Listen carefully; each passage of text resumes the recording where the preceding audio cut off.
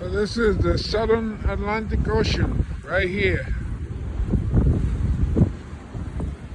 off Namibia. If you look at a map of Africa, you're going to see Namibia right next to South Africa, and it's right there in the western part of it. You see the Atlantic Ocean.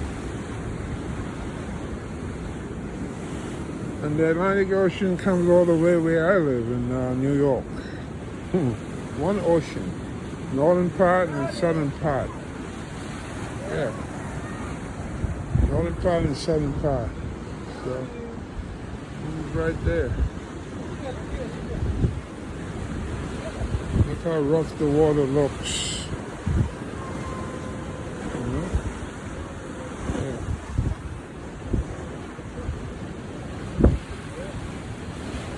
Wow.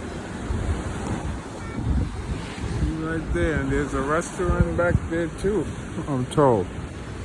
Let me get here, go ahead. Yeah.